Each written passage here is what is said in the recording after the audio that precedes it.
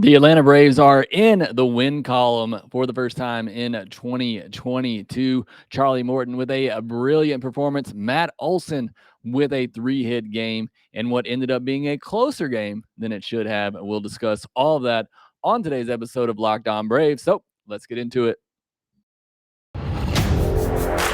You are Locked On Braves, your daily Atlanta Braves podcast. Part of the Locked On Podcast Network, your team every day.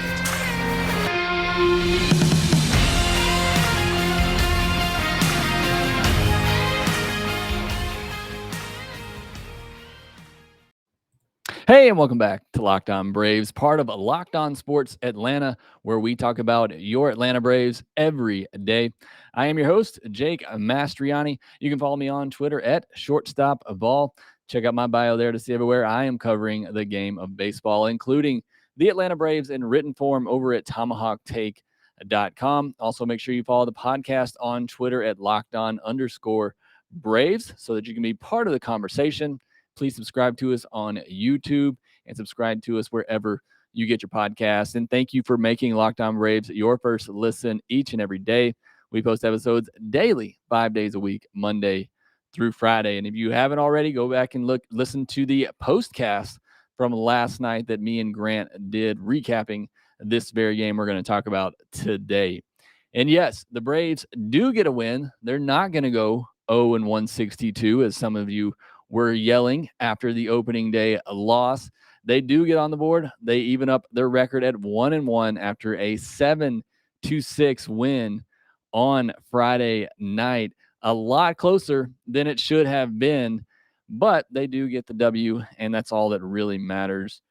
Early on in this game, I thought it was very key. I thought the Braves took advantage of a young pitcher on the mound who was struggling with his command.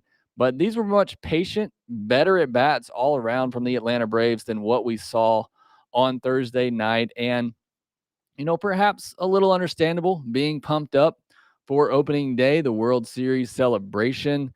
Can understand that. Also, a much better pitcher on the mound in Tyler Mahle. So all that considered, I thought the at-bats by the Atlanta Braves on Friday are the at-bats I'd love to see from this team when they are really in a groove, when they're really seeing the ball well, hitting the ball well, putting up tons of runs like they did tonight. 7 runs, that's a big number. It's going to win you a lot of ball games. They're having good at-bats. They're getting deep into counts. They're working walks. And the Braves had a little bit more luck tonight with balls just finding holes and getting through. They also had a bit of unluck as well. Continuing tonight, they had 5 balls hit 100 miles per hour or harder, and only one of them went for a hit. So they could have done even more damage on Friday night. The ball is absolutely dying out to left center field. And there were several balls again hit there on Friday night. One by the Reds as well that I thought was gone and is probably a home run in the summertime that did not go out on Friday. I think mostly because of the weather, another very cold evening. But going back to the second and third inning in this game where the Braves did all their damage, scored all their runs, scored 2 in the second, 3 in the third. TDA had a ball hit off Mike Moustakas' glove that trickled into left field, scored the first runs. Braves also had a couple of close calls go their way. Part of that is just that the Reds pitcher was struggling in this. They were also, again, just really close calls. These calls seemed to go against the Braves on Thursday. They went for the Braves on Friday. That's just the way the game goes. Sometimes you had Ozuna inside out a ball the other way that snuck through the infield for a hit. So, again, even though the Braves still were unlucky with some of their hard hit balls, they were putting the ball in play more regularly, particularly early in the game, finding some holes, and were able to break through for those 7 runs in the second and third innings. Austin Riley, to me, he did not have a hit in this game, but I thought he had 2 of the biggest at bats. He fell behind 1-2 in the first inning and then worked a walk, laying off a 3-2 slider, a pitch that a couple of years ago he would have absolutely swung and missed at. And this is the stuff we started to see last year, and it's what I talked about. I want to see if that continues into 2022. And it's 2 games, and I get that. but he is still just has a great approach at the plate right now. He's laying off some of those tough pitches down and away. And he got the 5-run third inning started with a walk after he fell behind 0-2. And then again, took another 3-2 slider that was really close. Honestly, could have gone either way. It looked like maybe it nicked the outside corner, but again, a pitch that never really had the plate at all. And again, with the Reds pitcher being erratic, he's not going to get that call. That got that third inning started, would end up being a 5-run inning. So I thought he had two big at bats. The second one, the walk to start the third, obviously the much bigger of the two. But what I'm just watching for, what I'm looking for with Austin Riley this year is he continuing those good at bats? Is he recognizing those pitches and able to lay off of them? And again, through 2 games, and it's just 2 games, he still looks like that Austin Riley that we saw last year. And that is really, really exciting as a Braves fan to see him continuing the trend that we saw last year and just continuing to have better pitch recognition, being able to lay off those. And he hit an absolute rocket in the 8th inning that went right to the left fielder. I think it was the second hardest hit ball of the night at 107 miles per hour. Just a line drive shot. The left fielder didn't even have to move. So an unfortunate result for him there. But had 2 walks, had that line drive. Unfortunate result. 107.2 miles per hour. Again, right at the left fielder. And then we got to talk about Matt Olson, a 3-hit game in his second game as an Atlanta Brave. He's now been on base 5 times in these first 2 games, showing Braves fans what he can do, the type of player that he is, the type of hitter that he is. He had a double that he poked the other way to beat the shift. He hit a ball, the hardest hit ball of the night, the only ball hit harder than the one I just talked about with Austin Riley. He hit a ball 107.6 miles per hour at a 24-degree launch angle. It had an expected batting average of 990, and it died in left center field. I'm telling you, balls are just dying out there right now. I think the Braves would have 5 more home runs if not for the weather this weekend. That ball is gone a lot of times. The majority of the times, that ball is gone. About a month from now, that ball will be 10 rows deep in left center field. Just an amazing swing, a beautiful swing. Great play by Nick Senzel as well in center field to track that ball down. He took an amazing angle to get to that ball. But some really good swings from Matt Olson. You also saw him drive a line drive that beat the shift. He snuck one through the shift later in the game as well. I talked about that one he took the other way. So just great at bats from him in this. And you, like I said, been on base 5 times in the first 2 games, taking 2 walks on opening day, getting the 3 hits on Friday night. So great start for him, which is huge. We talked about it coming into the season. It's so important for him to get off to a good start, for his sake, coming to a new team. I know it's not necessarily a new city to him, but a new city for his playing career, a city that he's got to win over, fans that he needs to win over, replacing a face of the franchise type player. It's so important for him to get off to a good start. And I think he has through 2 games. Still waiting for that first home run. Again, I thought he had it with that ball that he hit tonight, but he will get there eventually. Keep hitting the ball as hard as he is right now. I think he's had the hardest hit ball in the first 2 games. He had a 113 mile per hour ground out on opening day, and then this 107.6 mile per hour fly out, line out, whatever you want to call it, on Friday night. So he's definitely hitting the ball hard, showing us the Matt Olson that we all know he can be, and why Alex Anthopoulos went out, traded him, and signed him for 8 years. While the offense was loud early, the pitching was great mostly throughout on Friday night. I'll talk about the arms that shine the most on Friday after this. This is the time of year. By now, we've all given up on our resolutions, but thanks to Built Bar, you can continue these all year long because Built Bars are great for you and they taste great as well. Most of them only contain about 130 calories, 4 grams of sugar, 4 net carbs, and 17 grams of protein. Compare that to a typical candy bar, which can be anywhere from 200 to 300 calories. And these Built Bars taste just as good, if not better, than a candy bar, especially if you get some of my favorite flavors out there, like the peanut butter brownie and the cookies and cream. Those are the ones that I am always keeping stashed near me. They're coming out with all tons of great flavors all the time over at built.com. So go there now, and while you're checking out, use our promo code LOCKED15 to get 15% off your order. Please make sure you're doing this. Use our promo code LOCKED15 to get 15% off at built.com. On the mound Friday night was Charlie Morton, and the leg looks good. That's your report right there. The leg looks good. Obviously, the last time we saw Charlie, he was leaving the mound in the World Series after striking out Jose Altuve on a broken leg.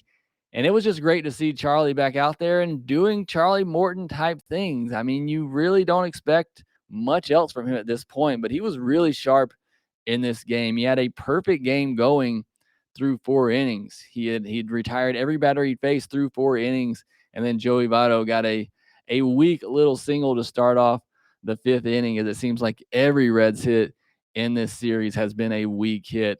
But he looked fantastic. He ended up giving up a run in that inning. Nick Senzel hit the hardest ball of the night off of Charlie Morton for a double.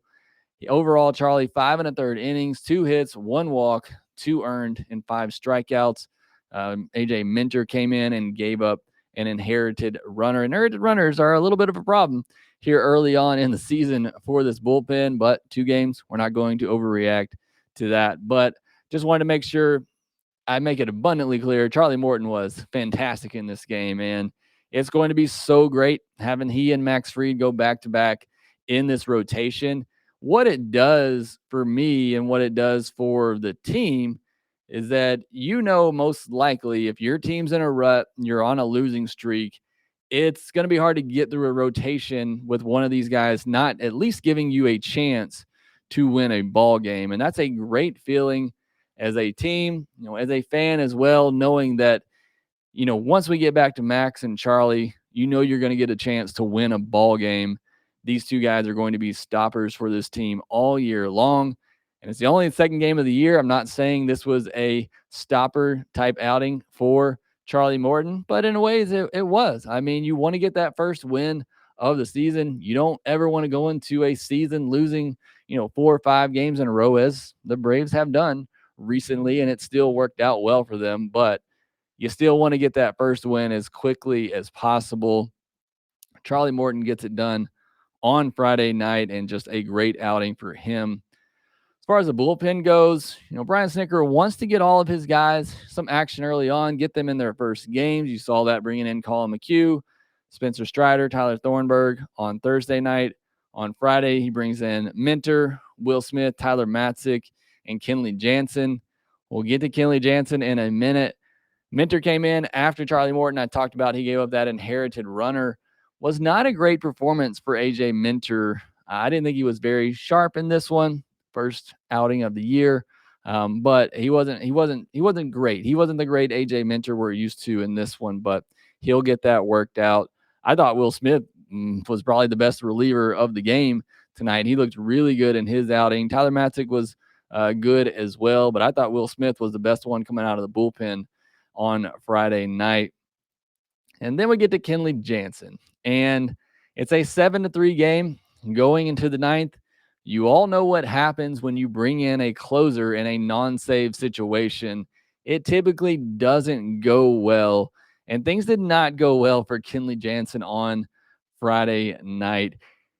He walked the first batter he faced, Joey Votto, again, just getting on base, annoying at bats, doing what he does best.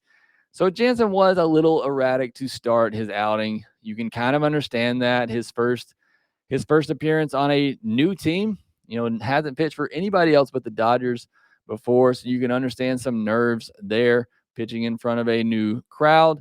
And I'm sure there's already fans out there ready to cut bait and get rid of Kenley Jansen and wondering why we spent $16 million on him. Look, it was a bit of some unfortunate in this one. A lot of what we saw for Max Fried on Thursday night, he didn't give up a ball that was hit harder than 85 miles per hour. You had Farmer, who just hit one at like 54 miles per hour that beat the shift the other way. That one was really tough right there.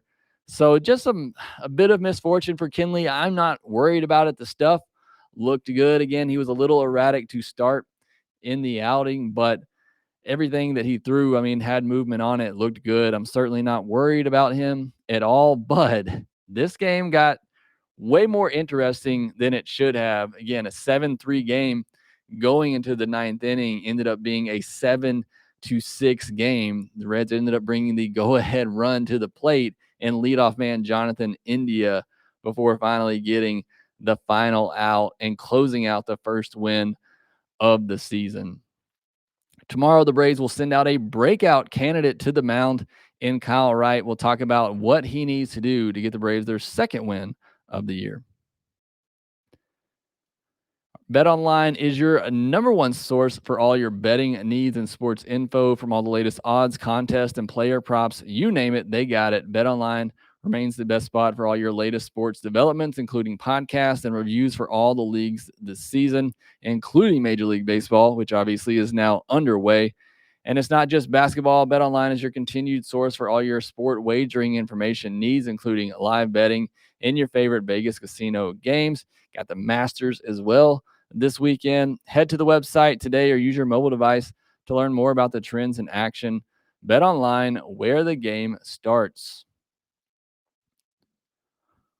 On Saturday, you have Kyle Wright going up against Vladimir Gutierrez for the Reds. And Gutierrez has had a couple of really good starts against the Braves last year. He lasted 6 innings in both of his outings against the Braves. So don't sleep on this guy. You look at his overall numbers, and they were not fantastic last year. But, he's capable of giving you a quality start when he goes out there. Again, it's the same situation for me as it was on Friday night. Be patient, work these starters, get into that middle relief for the Reds. We've seen their guys at the back end, some young guys throwing really hard. They looked really good. In fact, the Braves hitters struck out 6 times in the last 3 innings of the game on Friday night. So the Reds have some big arms coming out in the back of that bullpen. So make sure you get to these starters early, get to some of those middle relief guys like Jeff Hoffman, who came in for the Reds on Friday night. That's still the goal for this Braves offense. Get some early runs, get into that bullpen early, and keep adding, something they didn't do on Friday.